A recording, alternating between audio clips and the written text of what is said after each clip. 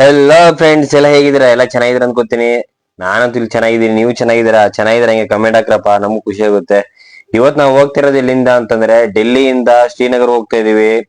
ಮತ್ತೆ ನಮ್ಗೆ first time ಕಾಶ್ಮೀರ್ಗೆ ಹೋಗ್ತಾ ಇರೋಂತದ್ದು. ಆದ್ರೆ ಕಾಶ್ಮೀರ್ ಹೋಗ್ತಾ ಇದೀನಿ, ಅದೊಂಥರ ಫೀಲಿಂಗ್ ಬೇರೆ ಇತ್ತು. ಮತ್ತೆ ಜರ್ನಿ ಮಾತ್ರ ತುಂಬಾನೇ ಚೆನ್ನಾಗಿತ್ತು. ನೀವು ನೋಡಿರ್ಬೇಕಾರೆ ನನ್ನ ಜೊತೆಗೆ ಜರ್ನಿ ಮಾಡಿ ಗೊತ್ತಾಗುತ್ತೆ ಜರ್ನಿ ಹೇಗಿತ್ತು ಅಂತ ನೀವು ಹೇಳ್ತೀರಾ. ಮಾತ್ರ ತುಂಬಾನೇ ಚೆನ್ನಾಗಿತ್ತು. ನೋಡಿದ್ರೆ ನೇಚರ್ ಯಾವ ರೀತಿ ಇದೆ ಅಂತ. ನಿಮ್ಗೆ ಹೋಗ್ತಾ ಇರ್ಬೇಕಾದ್ರೆ ತುಂಬಾ ಬೆಟ್ಟ ಗುಡ್ಡಗಳು ಎಲ್ಲಾ ನೋಡಕ್ ಸಿಗ್ತವೆ. ನೀವು ಡೈರೆಕ್ಟ್ ಆಗಿ ಬಸ್ ಬುಕ್ ಮಾಡ್ಕೊ ಹೋಗೋದ್ರಿಂದ ಏನು ಪ್ರಯೋಜನ ಇಲ್ಲ. ಇದ್ರ ಬನ್ನಿ, ಗೊತ್ತಾಗುತ್ತೆ. ಟ್ರೈನ್ ಏನ್ ಜಾಸ್ತಿ ರಶ್ ಇರಲ್ಲ ಈ ಕಡೆ, ಯಾಕೆಂತಂದ್ರೆ ತುಂಬಾನೇ ಅಷ್ಟು ಜನ ಇರಲ್ಲ. ನಮಗೂ ಆರಾಮಾಗಿ ಸೀಟ್ ಸಿಕ್ತು. ಸ್ವಲ್ಪ ಮುಂದೆ ಮುಂದೆ ಹೋಗ್ತದಂಗೆ ಇನ್ನೂ ಖಾಲಿ ಆಗ್ತಾ ಹೋಗ್ತಾರೆ ಜನ. ಮಾತ್ರ ಜಂಬೂ ತವಿ ಹೋಗ್ತಿದಂಗೆ ಇನ್ನೂ ಫುಲ್ ಖಾಲಿ ಹೋಗುತ್ತೆ ಟ್ರೈನು. ನೋಡಿ ಎಲ್ಲ ಶೂ ಹಾಕೊಂಡವ್ರೆ, ಜರ್ಕಿನ್ನು ಎಲ್ಲ ಸೇಫ್ಟಿ ಮಾತ್ರ ಪ್ರತಿಯೊಬ್ರು.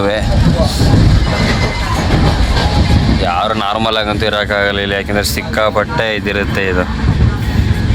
ಇರೋ ಚಳಿಗೆ ನೋಡಿ ಇಲ್ಲಿ ಕಿಟಕಿ ಓಪನ್ ಮಾಡ್ತೀನಿ ಹೆಂಗೈತೆ ಅಂತ.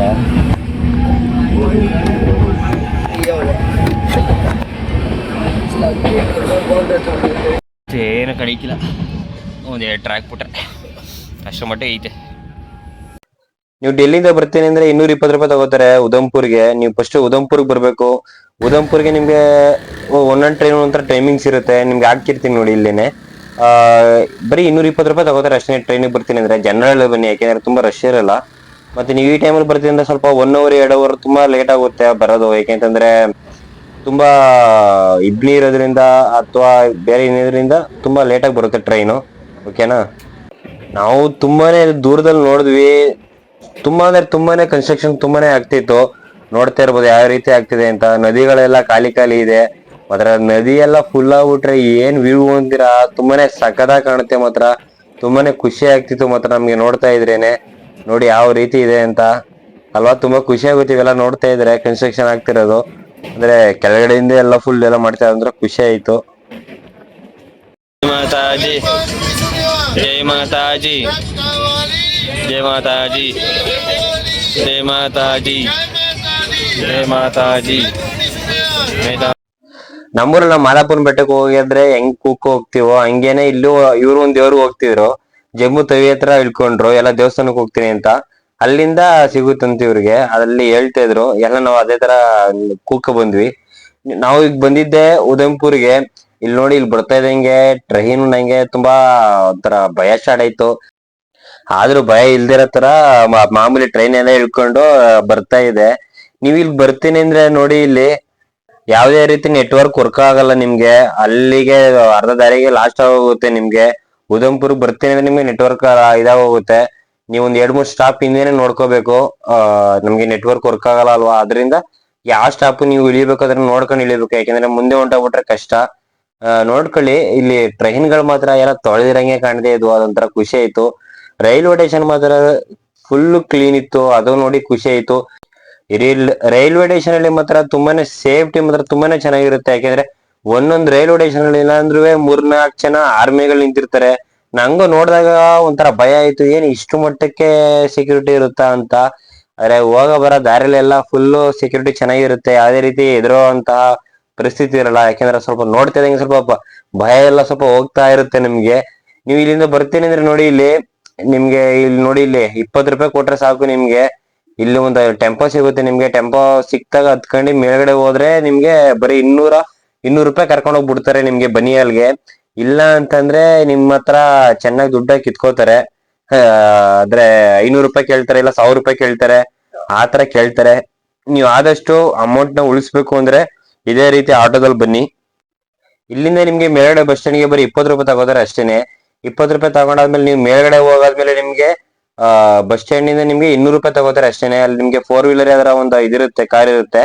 ಆ ಕಾರಲ್ಲಿ ಕರ್ಕೊ ಹೋಗ್ತಾರೆ ನಿಮ್ಗೆ ಎಲ್ಲಿ ಗಂಟ ಬನ್ನಿ. ಅಲ್ಲಿಗೆ ತುಂಬಾ ಇದೆ, 90 ಕಿಲೋಮೀಟರ್ಸ್ ಇದೆ. ಯಾಕೆಂದ್ರೆ ರೋಡ್ ತುಂಬಾ ಚೆನ್ನಾಗಿರೋ ನಿಮ್ಗೆ. ಬೆಟ್ಟ ಗುಡ್ಡಗಳು ತುಂಬಾ ಹೋಗ್ತಾ ಸಿಕ್ಕಾಪಟ್ಟೆ ನಿಮ್ಗೆ. ಅಂದ್ರೆ ನಾವು ಲಡಾಖ್ಗೆ ಯಾಕೆ ಬೈಕ್ ಅಲ್ಲಿ ಹೋಗ್ಬೇಕು ಅಂತ ಹೇಳ್ತಿದ್ರು ಅಂತ ನಂಗೆ ಅಲ್ಲಿಗೆ ಹೋದ್ಮೇಲೆ ಒಂಥರ ಎಕ್ಸ್ಪೀರಿಯನ್ಸ್ ಆಯ್ತು. ಯಾಕೆಂದ್ರೆ ಬೆಟ್ಟ ಗುಡ್ಡಗಳು ಅವೆಲ್ಲ ನೋಡ್ತಿದ್ರೆ ಒಳ್ಳೆ ಫೀಲ್ ಬರ್ತಿತ್ತು. ಮಾತ್ರ ಎಲ್ಲಾ ಸ್ಪಾಟ್ ಗಳು ಮಾತ್ರ ತುಂಬಾನೇ ಚೆನ್ನಾಗಿರ್ತವೆ. ಡ್ರೈವಿಂಗ್ ಮಾತ್ರ 100% ಬರ್ಬೇಕು, ಯಾಕೆಂದ್ರೆ ಆ ತರ ಟರ್ನಿಂಗ್ ಗಳು ಇರ್ತವೆ ತುಂಬಾ. ಮತ್ತೆ ಟನಲ್ ಗಳು ಜಾಸ್ತಿ ಇರುತ್ತೆ. ಟನಲ್ ಗಳು ನೀವು ಬೆಜ್ಜಾನ್ ನೋಡ್ಬೋದು ಇಲ್ಲಿ ತೋರಿಸ್ತೀನಿ ನೋಡಿ. ಈಗ ನೋಡಿ, ಹೋಗ್ತಾ ಇದಂಗೆ ನಿಮ್ಗೆ ತುಂಬಾ ಟನಲ್ ಗಳು ಸಿಗ್ತವೆ ನಿಮ್ಗೆ. ಅದು ರೋಡ್ ಟನಲ್ ಗಳು. ನಾವು ಮೈಸೂರಾಗಿದ್ದರಿಂದ ನಮ್ಗೆ ಈ ತರ ಟನಲ್ ಯಾವತ್ತು ಹೋಗಿಲ್ಲ. ಅಂದ್ರೆ ಟ್ರೈನ್ ಹೋಗಿದೀವಿ, ಈ ತರ ರಸ್ತೆಲಿ ಹೋಗಿರ್ಲಿಲ್ಲ. ಇದೊಂದು ಒಳ್ಳೆ ಎಕ್ಸ್ಪೀರಿಯನ್ಸ್ ಆಯ್ತು ನಮ್ಗೆ ಬಸ್ಸಲ್ಲಿ ಹೋಗಿದ್ದು, ಇದ್ರಲ್ಲಿ ಕಾರಲ್ಲಿ ಹೋಗಿದ್ದು. ನೋಡಿ ಯಾವ ತರ ಇದೆ ಬೆಟ್ಟ ಗುಡ್ಡಗಳು ಅಂತ. ಮಾತ್ರ ತುಂಬಾನೇ ಖುಷಿ ಆಯ್ತು ನಮ್ಗೆ ಈ ತರ ಎಲ್ಲ ಬಂದಿದ್ದು. ನೋಡ್ತಾ ಇದ್ರಲ್ಲ ಯಾವ ರೀತಿ ಇದೆ ಅಂತ ಫುಲ್ಲು. ಮಾತ್ರ ಕೆಲವೊಂದ್ ಕಡೆ ರೋಡ್ ತುಂಬಾ ಚೆನ್ನಾಗಿದೆ, ಕೆಲವು ಕಡೆ ಇನ್ನೂ ರಿಪೇರಿ ಮಾಡ್ತಾ ಇದ್ರು. ಅದನ್ನ ನೋಡಿದಾಗ ಸ್ವಲ್ಪ ಭಯ ಆಗ್ತಿತ್ತು ನಂಗೆ. ನೋಡಿ ಅಲ್ಲಿ ಬೆಟ್ಟ ಗುಡ್ಡಗಳ ಮಧ್ಯೆನೆ ಮನೆಗಳನ್ನ ತುಂಬಾ ಮಾಡ್ಕೊಂಡಿದ್ರು. ನೆಕ್ಸ್ಟ್ ಬನಿಯಲ್ಲಿ ನೀವು ಹೋದ್ಮೇಲೆ ನಿಮ್ಗೆ ಬನಿಯಲ್ಲಿಂದ ಬರೀ 20 ರೂಪಾಯಿ ಕರ್ಕೊಂಡು ಹೋಗ್ಬಿಡ್ತಾರೆ ಶ್ರೀನಗರಕ್ಕೆ. ಅದೊಂದು ರೈಲ್ವೆ ಸ್ಟೇಷನ್ ಇರುತ್ತೆ. ರೈಲ್ವೆ ಸ್ಟೇಷನ್ ಹೋದ್ಮೇಲೆ ಬರೀ 20 ರೂಪಾಯಿ ಕರ್ಕೊಂಡು ಹೋಗ್ಬಿಡ್ತಾರೆ. ನೋಡಿ ತುಂಬಾ ಟನಲ್ಗಳು ಸಿಗ್ತವೆ ನಿಮ್ಗೆ ಹೋಗ್ತಾ ಇದಾರೆ ಇಲ್ಲಿ. ನೋಡ್ತಾ ಇರ್ಬೋದು ಅಲ್ಲಿ ಕೆಳಗಡೆ ಒಂದು ಮಾಮೂಲಿ ಊರಿದೆ. ಅಲ್ಲಿ ಹೆಂಗೆ ಅಂತಂದ್ರೆ ಬೆಟ್ಟಗಳ ಮಧ್ಯೆನೆ ಮನೆಗಳು ಕಟ್ಕೊಂಡಿದ್ದಾರೆ. ಅದ್ ಹೆಂಗೆ ಅಂತ ಗೊತ್ತಿಲ್ಲ ನಿಜವಾಗ್ಲೂನು, ಅದ್ ಯಾವ ರೀತಿ ಇದ್ ಮಾಡ್ತಾರೆ ಅಂತ. ಮಾತ್ರ ಖುಷಿ ಆಗ್ತಿತ್ತು, ಮಾತ್ರ ಒಳ್ಳೆ ಜರ್ನಿ ಮಾಡ್ತಿರೋದ್ರಿಂದ. ನೋಡಿ ಯಾವ ರೀತಿ ಇದೆ ಟನಲ್. ಅಲ್ಲಿರೋ ಡ್ರೈವರ್ ಹೇಳ್ತಾ ಇದ್ರು ತುಂಬಾನೇ ಆಕ್ಸಿಡೆಂಟ್ ಗಳು ಆಗ್ತಾ ಇರ್ತವೆ ಈ ಕಡೆ ಮಾತ್ರ ಅಂತ. ನಮ್ಗೆ ಅಲ್ಲಿ ನೋಡಿದಾಗ ಗೊತ್ತಾಗ್ತು. ಅಲ್ಲಿ JCB ಒಂದೊಂದ್ಸಲಿ ಒಳಗಡೆ ಹೊಂಟೋಗುತ್ತಂತೆ, JCB ಸಿಗಲ್ವಂತೆ. ರೋಡ್ ರೆಡಿ ಮಾಡ್ತಾ ಇರ್ಬೇಕಾದ್ರೆ ಎಷ್ಟೋ JCB ಒಳಗಡೆ ಹೊಂಟೋಗಿದೀವಂತೆ ಹೇಳ್ತಿದ್ರು. ಅದು ಹೇಳ್ತಿದಾಗೆ ನಮ್ಗೆ ಒಂಥರ ಭಯ ಆಗ್ತಿತ್ತು. ಅಂದ್ರೆ ಸ್ವಲ್ಪ ನಮ್ಗೆ ಹಿಂದಿ ಸ್ವಲ್ಪ ಸ್ವಲ್ಪ ಬರೋದ್ರಿಂದ ನಮ್ಗೆ ತುಂಬಾನೇ ಹೆಲ್ಪ್ ಆಯ್ತು ಅಲ್ಲಿ ಹೋಗಿದ್ಕೆ. ನೋಡಿ ಬೆಟ್ಟ ಗುಡ್ಡಗಳು ಯಾವ ರೀತಿ ಇದೆ ಅಂದ್ರೆ ಸುತ್ತಮುತ್ತ ನಿಮ್ಗೆ ಬೆಟ್ಟ ಗುಡ್ಡಗಳನ್ನ ಕ್ರಾಸ್ ಮಾಡ್ಕೊಂಡು ಹೋಗ್ಬೇಕು ತುಂಬಾ ದೂರ. ತುಂಬಾ ಅಂದ್ರೆ ತುಂಬಾ ದೂರ ಹೋಗ್ಬೇಕು. ನೋಡ್ತಾ ಇದ್ರಲ್ಲ ಭಯಂಕರ ಇದೆ ಮಾತ್ರ. ಆದ್ರೆ ನೀವು ಬಸ್ಸಲ್ಲಿ ಜರ್ನಿ ಮಾಡ್ಬಿಡ್ತೀನಿ ಅಂತಂದ್ರೆ ಡೈರೆಕ್ಟ್ ಆಗಿ ನಿಮ್ಗೆ ಡೆಲ್ಲಿಯಿಂದ ಶ್ರೀನಗರಕ್ಕೆ ಒಂದೇ ಇದಿದೆ. ಅಂದ್ರೆ ನಿಮ್ಗೆ ಸ್ವಲ್ಪ ಅಮೌಂಟ್ ಜಾಸ್ತಿ ಆಗುತ್ತೆ. 4000 4000 5000 ಆತರ ಇರುತ್ತೆ ಅಮೌಂಟ್. ಆದ್ರೆ ನಿಮ್ಗೆ ಇಲ್ಲಿ ಆತರ ಇರಲ್ಲ. ನಿಮ್ಗೆ ಅಮ್ಮಮ್ಮ ಅಂತಂದ್ರೆ 460 ರೂಪಾಯಿಗೆಲ್ಲ ಕರ್ಕೊಂಡು ಹೋಗ್ತೀನಿ ನಾನು ನಿಮ್ಗೆ. ಅಂದ್ರೆ ಅದ್ರ 10% ನೀವು ಇಲ್ಲಿ ಹೊಂಟೋಗ್ಬೋದು. ನೋಡಿ ಅಲ್ಲಿ ಚಿಕ್ಕ ಚಿಕ್ಕ ಏನ್ ನೋಡ್ತಿದ್ರ ಎಲ್ಲ ಮನೆಗಳು ಆ ರೀತಿ ಕಾಣಿಸುತ್ತೆ ಅಂತ. ತುಂಬಾನೇ ಖುಷಿ ಆಗ್ತಿತ್ತು ಮತ್ತೆ ನೋಡ್ತಾ ಇದ್ರೆ. ಅಲ್ಲಿ ನೋಡಿ ಮಧ್ಯ ಮನೆಗಳಿವೆ, ಮಧ್ಯ ರೋಡ್ಗಳು. ಮಾತ್ರ ಖುಷಿ ಆಗ್ತಿದೆ ಮಾತ್ರ ಈ ತರ ಎಲ್ಲಾ ಹೊರಗಡೆ ಬಂದು ಒಂಥರ ನೋಡಿಕೆ. ಯಾಕೆ ಲೈಫ್ ಇಲ್ಲಿ ಫಸ್ಟ್ ಟೈಮ್ ಇವೆ ಎಲ್ಲ ಎಕ್ಸ್ಪೀರಿಯನ್ಸ್ ಕಾಶ್ಮೀರು. ನೋಡಿ ಗಾಡಿ ಇಳಿದ್ಬಿಟ್ಟು ತೋರಿಸ್ತಾ ಇದೀವಿ ಯಾವ ರೀತಿ ಅಂತ. ಬೆಟ್ಟಗಳ ಮಧ್ಯೆನೆ ಸ್ವಲ್ಪ ಸ್ವಲ್ಪ ಇದ್ ಮಾಡ್ಕೊಂಡೆ ಮನೆ ಮಾಡ್ಕೊಂಡಿದ್ದಾರೆ. ಮಳೆ ಗಿಳೆ ಬಂದ್ರೆ ಯಾವ ರೀತಿ ಇದ್ ಮಾಡ್ತಾರೆ ಅಂತ ನಂಗಂತೂ ಗೊತ್ತಿಲ್ಲ. ಆದ್ರೂ ತುಂಬಾ ಕಷ್ಟ ಇದೆ. ಬೆಟ್ಟ ಗಿಟ್ಟ ಕುಸಿತು ಅಂತಂದಾಗ ಅಲ್ಲಿ ಜನ ಯಾವ ರೀತಿ ಇರ್ತಾರೆ ಅಂತ ದೊಡ್ಡ ಕ್ವಶನ್ ಆಗಿದೆ.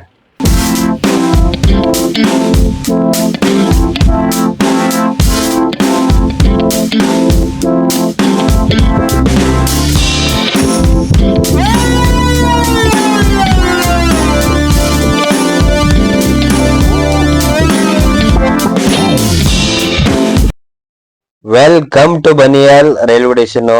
ನಿಮ್ಗೆ ಇಲ್ಲಿಂದ ಬರೀ 20 ರೂಪಾಯಿ ಮಾತ್ರ ಶ್ರೀನಗರಕ್ಕೆ ತಗೊಳ್ಳೋವಂಥದ್ದು.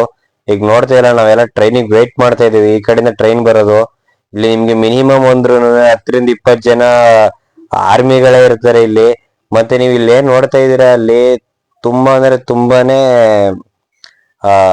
ಸೆಕ್ಯೂರಿಟಿ ಇರುತ್ತೆ. ನಿಮ್ ಬ್ಯಾಗ್ ತಗೊಬರೋದಾಗ್ಲಿ ಪ್ರತಿಯೊಂದು ಎಲ್ಲ ಚೆಕ್ ಮಾಡೇ ಒಳಗಡೆ ಕಳ್ಸುವಂತದ್ದು.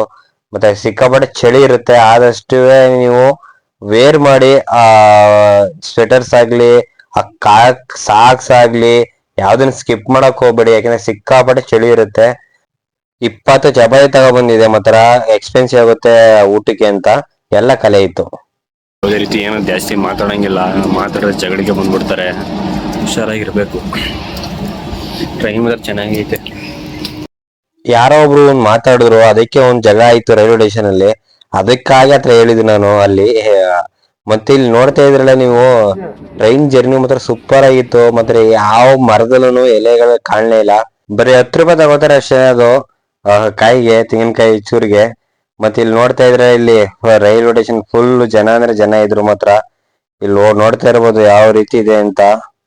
ಮತ್ತೆ ತುಂಬಾ ಚೆನ್ನಾಗಿತ್ತು ಜರ್ನಿ ಮಾತ್ರ. ಅಕ್ಕಪಕ್ಕ ಮನೆಗಳೆಲ್ಲ ತುಂಬಾ ಡಿಫ್ರೆಂಟ್ ಆಗಿತ್ತು. ನಮ್ ಸೈಡ್ ಇರೋ ಮನೆಗಳಿಗೂ ಇಲ್ಲಿ ಸೈಡ್ ಇರೋ ಮನೆಗಳಿಗೂ ತುಂಬಾನೇ ಡಿಫ್ರೆಂಟ್ ಇತ್ತು. ನಮ್ಗೆ ಅಲ್ಲಿ ಹೋಗ್ತಾ ಇದ್ದಂಗೆ ಗೊತ್ತಾಯ್ತು. ಆಮೇಲೆ ಪ್ರತಿಯೊಬ್ರು ಯಾರೇ ಹಳ್ಳಿಲಾಗ್ಲಿ ಎಲ್ಲೇ ಹಳ್ಳಿ ಕ್ರಿಕೆಟ್ ಆಡ್ತಾ ಇರ್ಬೇಕಾದ್ರು ಮೇಲ್ಗಡೆ ಸ್ವೆಟರ್ ಹಾಕೊಂಡು ಇದ್ ಮಾಡ್ಕೊಂಡೆ ಕ್ರಿಕೆಟ್ ಆಡ್ತಾ ಇದ್ರು. ಅದೊಳ್ಳೆ ನಂಗೊಂಥರ ಇದಾಯ್ತು, ಖುಷಿ ಆಯ್ತು. ಪ್ರತಿಯೊಬ್ರು ವೇರ್ ಮಾಡ್ತಾರೆ ಇಲ್ಲಿ ಅಂತ. ಬಿಸಿಲು ಆತರ ಬೀಳ್ತಾ ಇರ್ಬೋದು. ಬಿಸಿಲು ಬೀಳ್ತಾ ಇದ್ರು ಚಳಿ ಮಾತ್ರ ಸಿಕ್ಕಾಪಟ್ಟೆ ಇರುತ್ತೆ. ಮಿನಿಮಮ್ ಅಂದ್ರೆ 2-3 ಡಿಗ್ರಿ ಸೆಲ್ಸಿಯಸ್ ಇರುತ್ತೆ. ನೀವು ನೈಟ್ ಅಂದ್ರೆ ಮೈನಸ್ಕೊಂಡು ಹೋಗುತ್ತೆ, -2 ಆತರ. ಮಾತ್ರ ತುಂಬಾನೇ ಖುಷಿ ಆಗ್ತಿತ್ತು ಮಾತ್ರ ನೋಡಿ. ಆಲ್ಮೋಸ್ಟ್ ಬಂದ್ವಿ ಈಗ.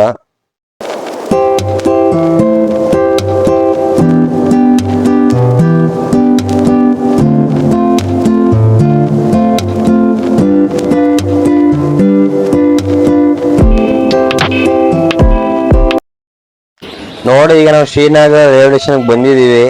ಹೇಳ್ದಂಗೆ 460 ರೂಪಾಯಿ ಕರ್ಕೊಂಡ್ ಬಂದಿದೀವಿ ನಿಮ್ನ ಈಗ ಇದಕ್ಕೆ.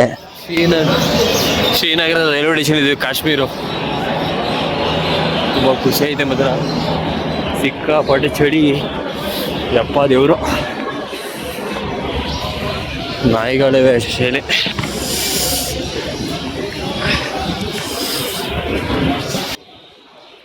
CRPF ಇಲ್ಲಿ ಸೆಕ್ಯೂರಿಟಿ ಕೊಡುವಂತದ್ದು. ನಮ್ಗಿಲ್ಲಿ 1-2 ದಿನಕ್ಕೆ ಇಲ್ಲಿ ಚಳಿ ತಡೆಯಕ್ ಆಗಲ್ಲ ಆಕ್ಚುಲಿ. ಆದ್ರೆ ಇಲ್ಲೆಲ್ಲ ನಿಂತ್ಕೊಂಡೆಲ್ಲ ಕೆಲಸ ಮಾಡ್ತಾರಲ್ಲ, ನಿಜ ಗ್ರೇಟ್ ಅವರು. ಯಾಕೆಂತಂದ್ರೆ ಸೌತ್ ಇಂದ ನಾರ್ತ್ ಹೋಗಿ ಅಲ್ಲಿ ಹೋಗಿ ಕೆಲಸ ಮಾಡೋದು ಅಷ್ಟು ಈಸಿ ಕೆಲಸ ಅಲ್ಲ. ಯಾಕಂದ್ರೆ ನಮ್ಗೆ ಅಲ್ಲಿ ಹೋಗಿ ಎಕ್ಸ್ಪೀರಿಯನ್ಸ್ ಆದ್ಮೇಲೆ ಗೊತ್ತಾಗಿದ್ದು ಯಾವ ರೀತಿ ಇರುತ್ತೆ ಅಂತ. ಇಲ್ಲಿ ಮತ್ತೆ ಎಲ್ಲಾ ಬಟ್ಟೆಗಳೆಲ್ಲ ಸ್ವಲ್ಪ ಲಾಂಗ್ ಹಾಕ್ತಾರೆ, ಅಂದ್ರೆ ಚಳಿಗೆ ಕಾಲ್ಗೆಲ್ಲ ಸಪರೇಟ್ ಹಾಕಕ್ಕಾಗಲ್ಲ, ಅದರಿಂದ ಲಾಂಗ್ ಹಾಕ್ತಾರೆ. ನಾವು ರ್ಯಾಂಬೋ ಫಿಲಮ್ ನೋಡ್ಬಿಟ್ಟಿದೀನಿ, ರ್ಯಾಂಬೋಟು ಇವ್ರದ್ದು, ಶರಣ್ ಸರ್ ಅವ್ರದ್ದು. ಅವ್ರು ನೋಡಿದ್ರಿಂದ ನನಗೆ ಸಿಕ್ಕಾಪಟ್ಟೆ ಹೆದರಿಕೆ ಆಗ್ತಿತ್ತು ಅವ್ರು ನೋಡ್ತು ಅಂದ್ರೇನೆ. ಲಾಸ್ಟ್ ಅಲ್ಲಿ ಬರ್ತಾರಲ್ಲ ಅವ್ರು ನೋಡಿ ಸ್ವಲ್ಪ ಭಯ ಆಗ್ತಿತ್ತು. ಹಂಗಾಗಿ ಸ್ವಲ್ಪ ಭಯ ಆಗ್ತಿತ್ತು ಮಧ್ಯ. ಆದ್ರೂ ನಮ್ಗೆ ಸ್ವಲ್ಪ ಧೈರ್ಯ ಸ್ವಲ್ಪ ಜಾಸ್ತಿ ಅಂತಾನೆ ಹೇಳ್ಬೋದು. ಯಾಕೆ ಸಿಕ್ಕಾಪಟ್ಟೆ ನೋಡಿ ಯಾವ ರೀತಿ ನಿಂತ್ಕೋತಾರೆ ಎಲ್ಲರೂ ನಿಂತ್ಕೊಂಡು. ಸ್ವಲ್ಪ ಭಯ ಹಂಗೆ ಮ್ಯಾನೇಜ್ ಮಾಡ್ಕೊಂಡ್ ಬಂದ್ವಿ. ಮುಂದಿನ ವಿಡಿಯೋ ಸಿಗ್ತೀನಿ, ಹಿಂಗೆ ನೋಡ್ತಾ ಇರಿ. ಓಕೆ ಫ್ರೆಂಡ್ಸ್, ಬಾಯ್. ಮಸ್ತ್ ಮಾತ್ರ.